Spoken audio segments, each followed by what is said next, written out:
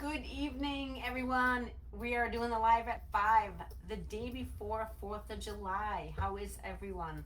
I'm in a new location. And I have a sunburn on my head apparently. Um, a new location. We stay at the beach. In the summer, we rent a house for the whole summer, and we just moved in on Saturday. So I'm in a new location. I have tan lines. I burnt my forehead apparently, and I didn't see it now, but you guys can all see it in this.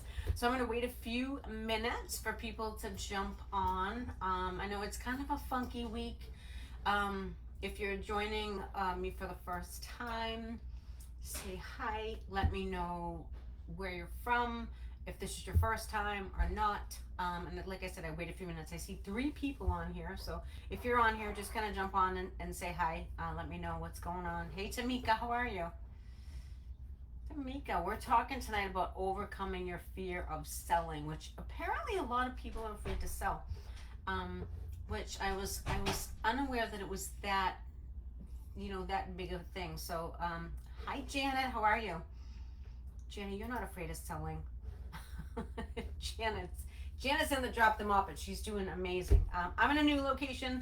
Like I say, all right, Tamika, I'm here for you. So wait a couple of minutes just to kind of. I know it's a funky week. Some people are all. I mean, I know obviously, hopefully, all of you are not working tomorrow.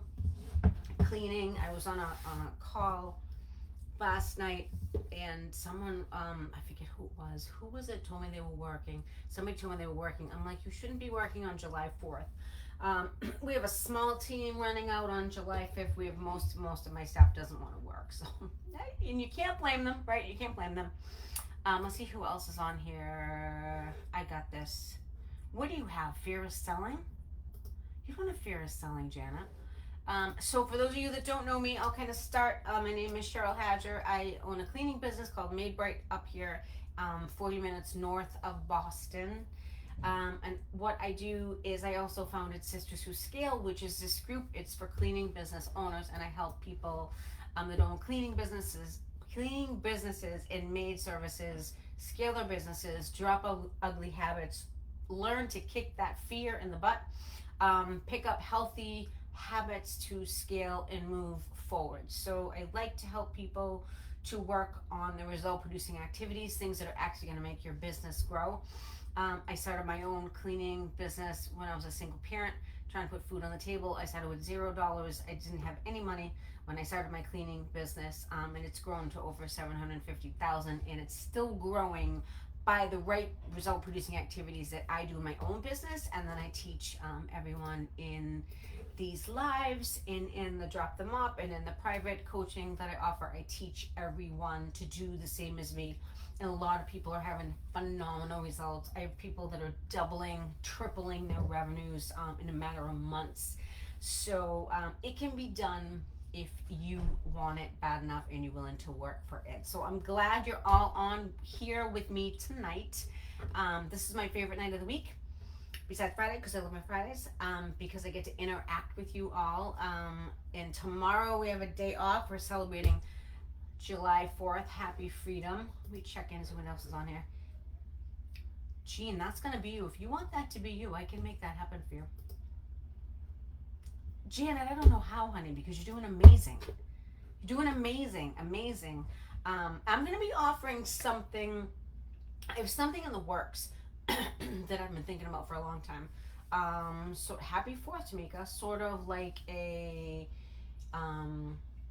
goal setting thing, like a winner's circle type deal where you hit certain revenue levels like 250,000, 400,000, 500,000, and there's certain parameters, and you get to join, like a group. So I have a few people that want to get to $250,000 in revenue a year, and I'm gonna be taking them under my wing, and we're gonna go for it. So I'm working on something yet. I don't have a name for it yet. It's going to be some sort of, sort of like winner's circle, but not for $1 million, because a lot of the people I work with are scaling from 0 to 500. So we're gonna do something different. Hi Natalia, how are you? So stand by for that. I'm gonna think about, I'm going to work on that over the summer. I'm probably going to wrap it into, I'm having an in-person retreat up here at the beach, in this beach house, not in this room, this is the office, but in the beach house. And I'm probably going to talk more about it there. So the retreat is going to be amazing. I just put it out in the group yesterday. If anyone is interested, go to the page, because I don't want to take up time on here. Go to the page. All the details are there. It's a 3-day retreat. It's all food and drink included. You're staying in a beach house right across the street in the amazing New England seacoast. If you want more information, you can put it, like a comment in here, or just say retreat and I'll get back to you. But go to the front of the page. All the details are there. It's in the middle of September for 3 days. It's gorgeous up here in September, and the beach people are gone. It's not crowded. So okay, let's get to this. So let's talk about getting over the fear. I work with a lot of people who have fears around selling. When we started working together, this is one of the things, one of the big things that we work on when people get into my program, because this whole thing is centered around growing your cleaning business, and that is completely 100% revolved around selling. You need to get good at selling, okay? You guys are selling things you don't even know you're selling yet. So, and that's what we're going to get into tonight. So the first thing you need to understand is what you are exactly selling. So what you are selling to the clients who want their house cleaned, that's one of them. We know what we're selling. We're selling cleaning services, but we are also selling the fact that we can help reduce anxiety. It is a known fact that a clean house relieves anxiety and overwhelm for a lot of women. So you are selling hope. You are selling renewed energy, and you probably don't even think of it like that. You probably think of it like, oh, it's just cleaning services. They can go anywhere. But if you can get across the point when you're in your walkthrough that you're going to help them reduce their stress, reduce their anxiety, and you don't want to say this, but think of this. You are a vital part of relieving their anxiety and helping them not hate their husbands. And I say that with 100% seriousness, because you know that is a big factor, right? How many of you have felt that before, that you just can't stand to pick up your husband's mess? Raise a hand. Show of hands. Yes, me included. So you're selling peace, reduce anxiety, reduce overwhelm for the woman of the household, because she's the one that's usually paying for the service or contacted you in the first place. So if you think of it like that, you're a massive help. So that can start to overcome your fear. So, okay, let's talk about this. I have 5 big things. So my 5-step method to overcome your fear of selling. So number 1, you're selling quality cleaning. Above all, that's it, right? People want good service. People have had bad service. Sometimes some people have had bad service.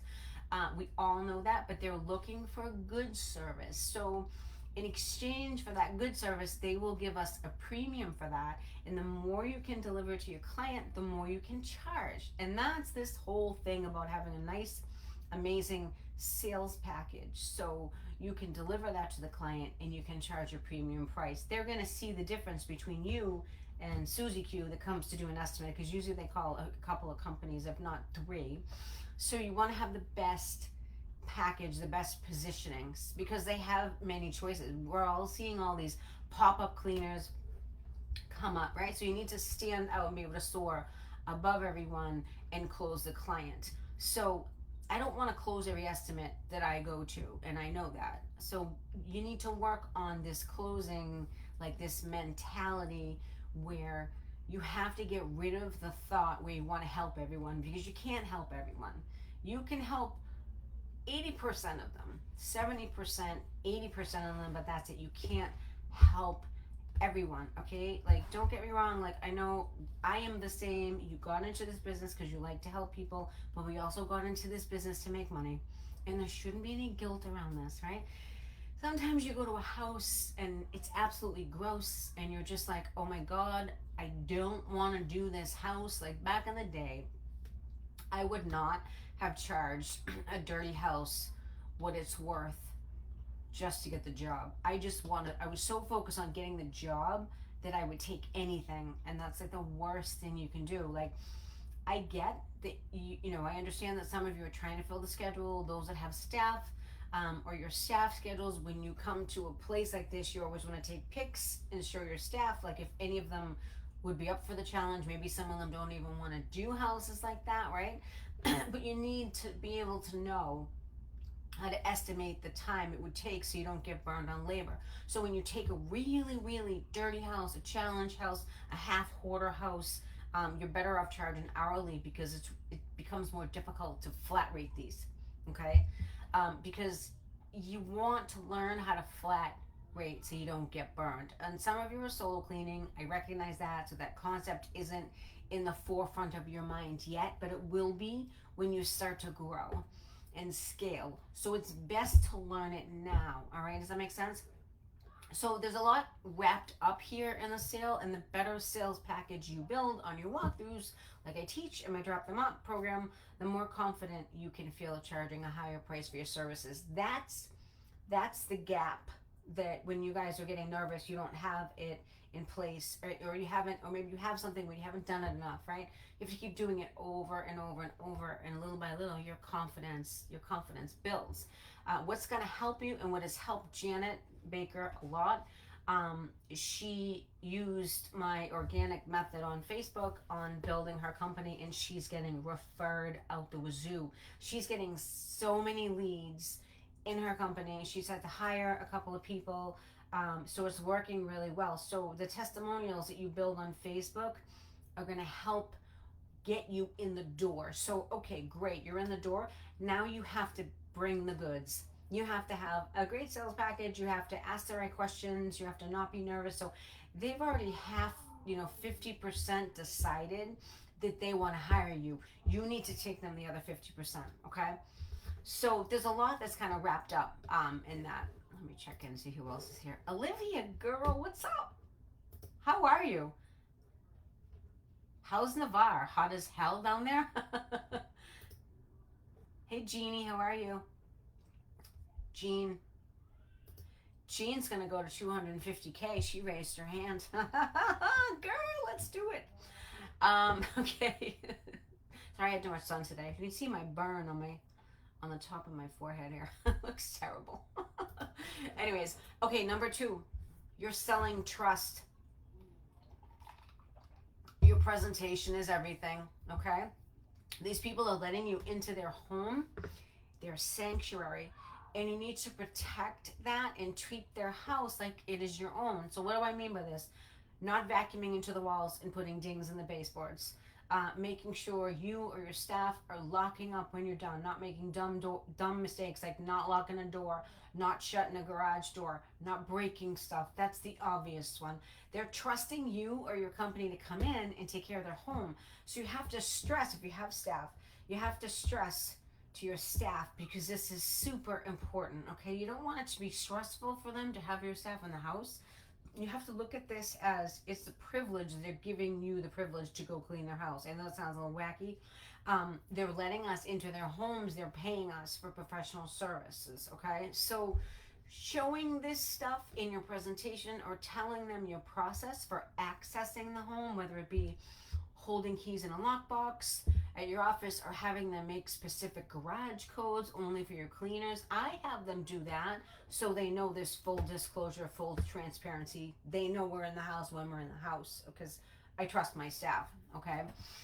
Because once that trust is broken, ladies, and some of you may know this from losing houses, it's gone forever. It's gone forever. You're not going to get it back. Once that trust is broken, it is gone, right? It is gone. So that is number 2. You're selling trust. Number 3 is you are selling yourself. So you're selling yourself. You are the owner. You're the first person of contact they come into. So you can look good.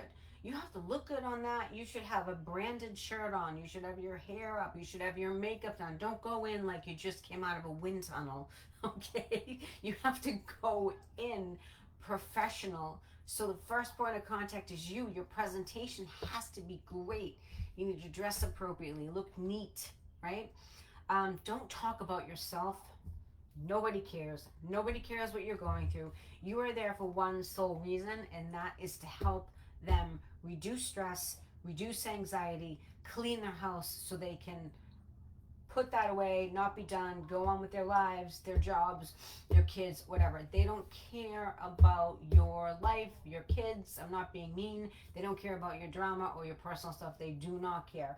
This appointment is all about them, okay? They only care about how you're going to solve their problem, which is cleaning their house and reduce their stress and anxiety so they don't have to, okay? Making sense? Is making sense? Just raise your hand. So it would stand to reason that if your presentation is fantastic and the price works for them, okay, they're probably going to hire you.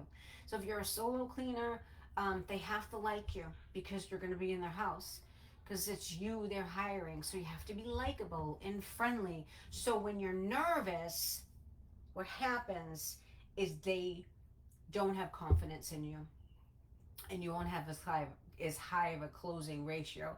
When you're nervous, jittery, they take that as you don't know what you're doing. Okay, so that's why you just have to make this whole thing like a conversation, right?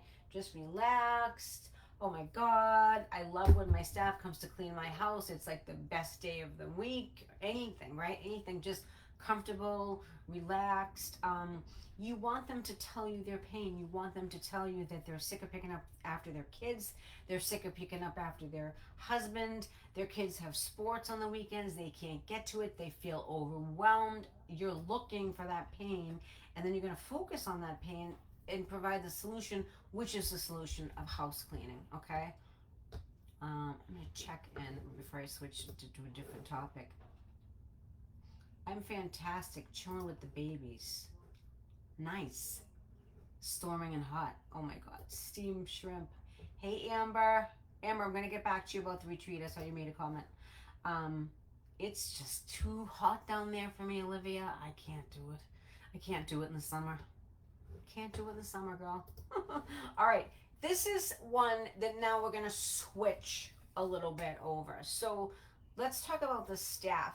So the fourth one on my list is you are selling jobs. So for those of you that have staff, you're going to understand what this means. And a lot of you, if you don't have staff yet, you're getting ready to hire. So it's good for you to understand this. So you're selling jobs.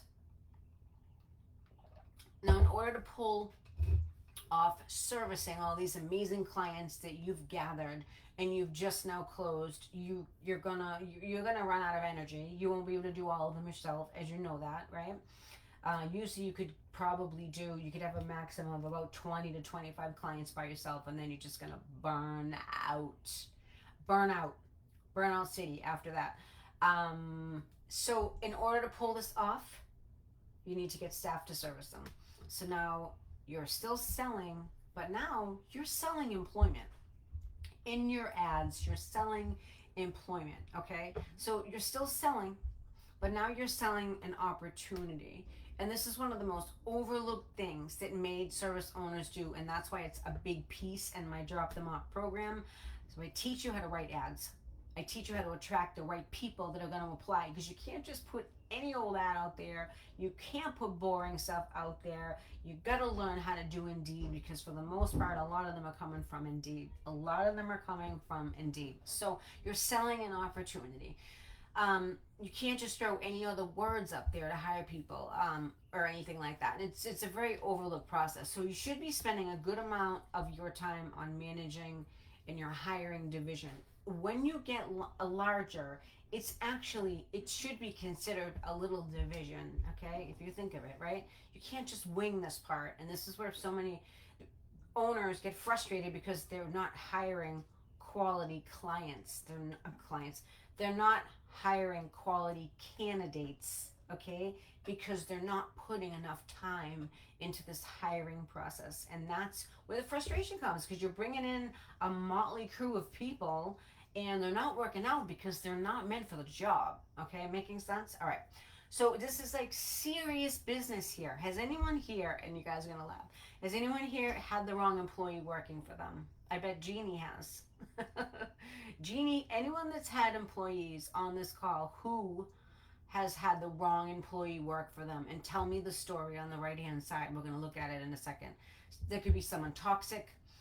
They wreaked havoc on your existing employees. They got employees to quit. I hear that all the time. There's drama, toxicity. I call it, there's a cancer in your business, and the cancer makes another employee quit. It just happened in Stephanie Wardwell's business this week, and my brand new client from the Kansas, Missouri line. So Stephanie had an employee quit this week because she said that one of the other employees was full of drama and she didn't want to work around it. True story. That happens all the time. So now she's hiring more people. She has to have a talk with the girl that's having the drama problem.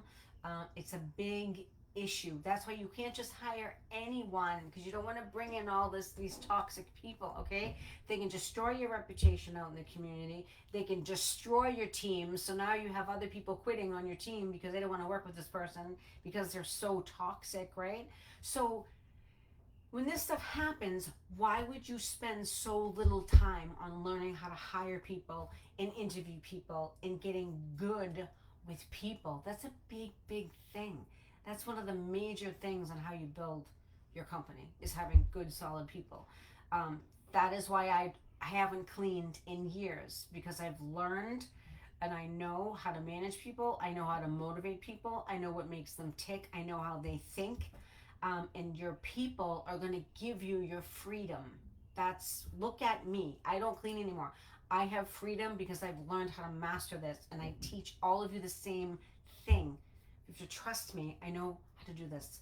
And I want to get you all out of the field, because when you've been cleaning for a long time, it stinks. So this is just as important as learning how to sell to your clients, if not more. It could be more important, actually. You need to sell your clients, which is the big thing, okay?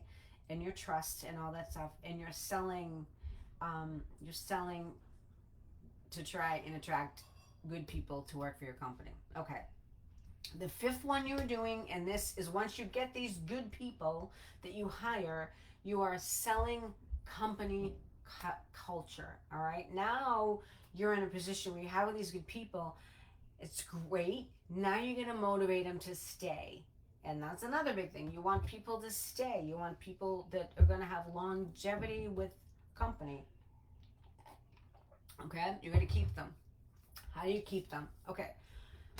People aren't motivated to stay at this type of a job, at this level of income, because of the money, right?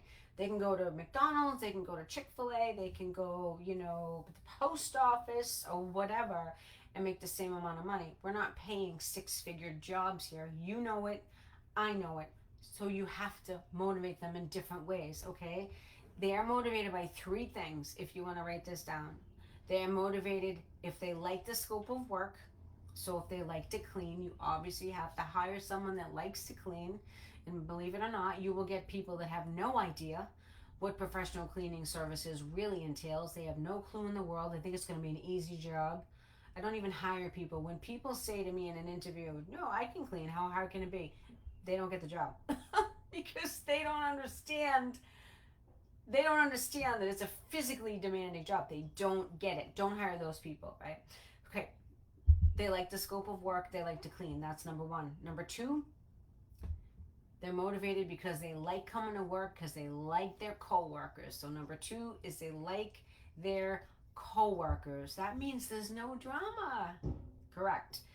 Number three, they like you as a boss. You have to be a cool boss. You can't be a jerk. Can't be a jerk of a boss. They have to like you in the sense that they know that you have their back, right? In a situation that happens, they need to know that the owner of the company has their back. You do that for people, and you build trust within your organization, and you can grow to any level you want. That is a big, massive thing. If they don't think you have their back, and they look at you like, an us and them thing, like the boss, and then you get the employees over here. If there is a gap in here, they're not going to stay with you. And that is difficult. right? That takes skill, that takes time to build, and it has to take a focused effort to do that, okay? That's it. They're motivated by the scope of work, if they like it, if they like their coworkers, and they like you. Nothing else, because they can go anywhere and get a job for the same pay grade, right? So you're looking for that servant's heart, that person who loves people, okay? We're also selling the fact that we will deliver a solid paycheck to them week after week, right? So you're selling, you have to get them to trust you to give you a solid paycheck all the time, right? Does that make sense? That's a big responsibility. That's a big thing, right? You're also selling longevity with a company. Most people don't want jobs. They want to know they can grow with a company and stay there for longer than 3 months. That's a big thing. So the average time as a cleaning tech in this industry, if you have not mastered the skills of hiring yet, is 3 months, 90 days, right? But it can be done. I've had Amanda's been with me for 5 years. Sam and Liz have been with me. Sam, Liz, and Sabrina have been with me 4 years. I've had Stephanie and Jen for like a year and a half, 2 years. So you guys can do it, right? You just have to master the skills as a boss, right? As a leader. That is a big, it's a bigger job than you realize. It's a bigger thing. You know what I mean? But yeah, the average cleaning time in a lot of cleaning companies is 3 months, and you don't want to have people 3 months because then you have to train new people, and it's a pain, and they get to learn the houses or whatever, right? But I've learned how to set them up for success. I've learned how to get them, motivate them to come to work, right? Through a training system they can thrive with and have success with together. You have to know how to treat them and how to create this company culture, like doing company outings. We have a beach party coming up here in a few weeks. We do a cornhole tournament. We have a Christmas party. I'm very good to them, right? I bring them donuts, muffins. I respect them. And I respect them because I know how hard it is to clean every day for a living, day in and day out. I know what that feels like because I was there. Because they're not making a six-figure salary, right? They're going out and they're cleaning my accounts, so I don't have to clean anymore. So I treat them like queens. I just had 3 birthdays in the company. I bought them all pedicures. They all can go together. They hang out. I value them, and I let them know that every day, that how much I appreciate them and I value them, right? People want to be valued, and they want to feel like they're getting respected in their jobs. You can't overwork them. They're not going to work as hard as you, right? They're not. And not all of your employees are going to be angels, right? Let's just get that out in the open. I'm sure some of us have had crappy employees. I have. Um, they're not all going to be angels, and they're not all going to value how you treat them, right? But you just kind of, that's just kind of part of business. You're going to meet some not so nice people. Don't let them affect you. It's life. Move on. Some people are idiots, right? Don't let these people bring you down. So if you're going to hire, people are going to quit. They're going to leave. They're going to do some messed up stuff. They're going to lie to you. It's part of being a business owner. You're going to grow your skin a little bit thicker. For the most part, most people have good intentions, but it's your job to find those people. Okay. So let's talk about the fear now. Understanding your fear.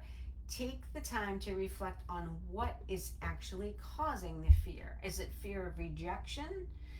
You have to understand that rejection is a normal part of the sales process. Your service isn't for everyone. Get over it. If someone is looking for a cheap service, or it's simply not in the budget, let them call someone else, right? Or if they want someone that's going to clean cat boxes or do crazy things like, garages and, animal inside animal cages, dog cages, whatever, dog crates and stuff like that. That shouldn't be you. So you want to address this rejection, if you will, with yourself in a positive way. So instead of viewing it as a personal failure, see it as an opportunity to learn and improve. So you want to analyze what went wrong. Let's say you didn't get a quote. Analyze what went wrong, make the adjustments, ask yourself what could you have done better, if anything, because sometimes you can't, and move on. So remember, the more no's you get, you're one step closer to a yes. And so if you're closing all your estimates, your prices are too low. That's usually the rule of thumb. If you're closing 40% of your estimates, your prices might be too high. Or they're sensing off of you that you're insecure and you're not confident with your presentation. And they're like, well, she didn't really seem confident.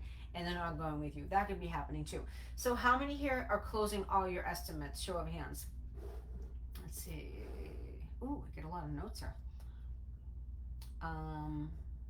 Jeannie, total bad apple, ruined the whole crew. Totally. It's insane how that can do, and you could just be sitting there like, oh my god, how am I going to get all these jobs done, right? Tamika, mine talks about clients' homes. Yeah, negative. Can't be doing that. Told her to stop because the clients may have cameras and she still does it. She's not dependable. She's good cleaner with bad habits. Give her a write up. Give her a warning, Tamika. Give her a warning. For real. Yep. Teach technicians to appreciate the clients that we are there to serve them. 100%, Jeannie. 100%. Took this week off. I'm glad you took a week off. Sometimes you have to. Sometimes you have to. So your fear of selling sometimes is directly attached to your feelings of money. If you don't like selling, chances are there could be a reason, okay? Do you have a healthy relationship with money? Does money feel uncomfortable? I like money. I like making it. I love what money can do for people. When you have money, you can change a lot of people's lives. You can help people, right? I love that. I love capitalism. I don't care. I'm not afraid to admit it. Because I love how every American in this country has an opportunity to become self-made in this land. I love the whole concept of entrepreneurship. Sometimes people look at the word capitalism in a negative way. I look at it in a way as the American dream. So to me, that's what that is, right? So there's no ceiling on how much I can make. I determine that outcome because I have a healthy relationship with money. And because of this, I don't have any issues when I go to my estimates. I was nervous in the beginning, but I didn't have a package. I didn't have a track record. I didn't have a presentation, okay? Two, you can focus on the value that you provide. This is going to make it feel better for you. So if you shift your mindset from selling to helping when you're in the house, you're much less likely to feel icky about the sale or sleazy about the sale. So concentrate on the value that of what your product brings and what your service brings to your customers' lives. We all know that when you clean someone's home, it makes them feel refreshed. It takes a huge mental load off them because they don't have to do it anymore. It's usually the woman cleaning. We all know this. So if you focus, when your company comes and cleans, what kind of value you're bringing to that person's life. Time freedom, relieving stress, you're saving our marriage. You can even make a joke. With the right client, you can make a joke about that. And that always goes over like funny and completely 100% relatable, and you usually get the job. You can have a lot of fun with that concept if it's the right person. You can't have a person that's like too stiff. You know what I mean? It has to be the right person. So when you genuinely believe in the benefits you offer, your selling is going to become more natural to you and less intimidating. And that's what you want to do. So instilling that belief in yourself that by you providing these services, you're helping a lot of people. You're making an impact on people's lives, which is going to in turn help you feel more confident about delivering a higher price, that premium price that we talk about. I do a lot of visualization, okay? Visualize your success. So if you imagine yourself making successful sales and reaping the rewards of that, it's going to feel better to you. I visualize positive outcomes all the time. That can help you reduce your own anxiety and build your confidence, right? It's something I do with my clients as well. I teach them how to visualize them succeeding, them closing more accounts, and actually feeling what that feels like to have that success. So a lot of this is controlled by your thoughts, ladies, right? Your thoughts become things. You can bring your thoughts to life if you think about them, good or bad, all right? So this is how every business concept has been, by dreaming of it first and then thinking of it. So like companies are visualized before any brick and mortar comes up, before employees are hired, everything is visualized. So why can't you visualize your success with closing more accounts, closing more high paying accounts, right? You can do this with everything. So if you sit in your house, imagine you closing 80% of your estimates at the price you want to, whatever it is. Let's say bi-weekly, $180, right? That premium price, that high price that is going to bring you in a massive amount of profit, whatever it is. Then create a sales presentation and a package that delivers that premium price. So they say, wow, this is different than anyone else I've seen. You all can do this. If I can do this, you all can do it, right? You all can do this. Is this making sense? Let me go back and see. Tamika, you can interview after work. Do your interviews at night. Do them on Saturdays, Saturday mornings. Hopefully you're not working Saturday morning. Let me see who else has comments. Total bad apple. Yep, no, completely, 100%. Is this all making sense to everyone? Does anyone have any questions? We'll leave it for a couple minutes over for questions. I'll wait on the questions to see.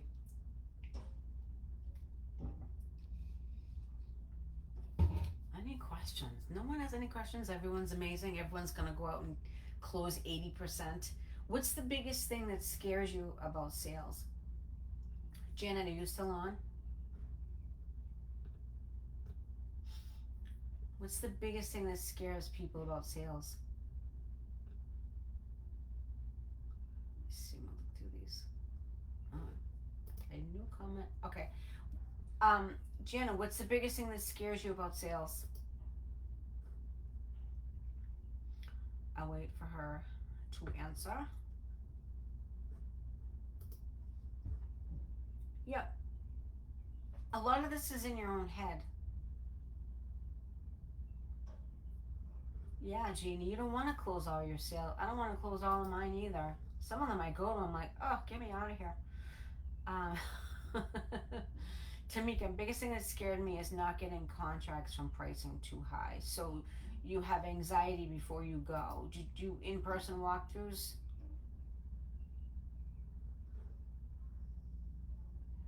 I don't like it when they say they would get back to me. Okay. Have you been able to read their body language yet? Sometimes. So you like it when they just say, great, let's do it. This is awesome. Then doing the service agreement is awkward. Okay, why is it awkward? You have like when they have to sign it in front of you. So this is what I say when I have them sign the service agreement even before they approve the quote. So I say, I go over everything in the service agreement. Janet, you have my service agreement. And I say, this is not a comment. No, I just read your word. This is not a contract. This is just, I just need your signature to say I went over all the policies and procedures. It's not a contract. You approve the quote. And I slide over the piece of paper and give them the pen. So that's how I do that. It makes it easier so it doesn't feel like a contract per se. Then I go back. I go to Jobber because we use Jobber to write up our quotes. And then I write up the quote, I send it over to them, I take a deposit because it's very important. I take a credit card on file, I take a deposit, and then what they have to do is they have to put a credit card on file, we take that deposit, approve the quote, and I have their signature, right? Does everyone do P contracts from residential? I'm not sure what you mean, Tamika, about that. So that's how I do it, Janet. Oh, yes, I do contracts for residential for sure, and definitely commercial. But no, I do it for both. Yeah, I get their signatures, so they can't do a back charge or any crazy stuff if they might be unhappy with the clean or whatever. Yeah, no one has a problem with taking deposits. I know, no one has a problem at all, Janet. I told you, it's scary. You think, oh, they're not going to want to give me money. It's going to save your butt. We've talked about that in the class. Olivia, biggest challenge for us is being in a beach town. There are a lot of cleaners, a lot of cleaning companies. Leads want an estimate now. And do not want to schedule a walkthrough. Okay. Because they're just price shopping. Right. So your online presence has to be really strong so they go with you and they accept your price. Yeah. You do a lot of Airbnbs, Olivia, I think. Right? So they're probably thinking like, you have to emphasize in your marketing, in your presentation, that not all cleaning companies are created equal. That is super important because there's a lot of cleaners. I call them pop-up cleaners, like they're everywhere or whatever. Um, but yeah. All right. Well, I hope this was helpful. I hope you guys took some notes. Again, like I said, if you're interested in the retreat, go to the page, go to the front of the page, and we're gonna be doing some intense training for 3 days. Things on topics I don't train on, about advanced branding strategies, tech stuff, all kinds of cool stuff. But it's all in there, so you can refer to that. So I hope this was helpful. If you have more questions about sales, please feel free to message me on Facebook. I'm always willing to answer questions and stuff like that. All right, ladies, I have to jump on the drop them up class, the Thursday class, because we moved it to Wednesday and it starts in 2 minutes. So everyone's going to be on. So I'm going to have to let you go. But have an amazing July 4th. Glad you're having a day off. And I'll see you next week. All right, bye.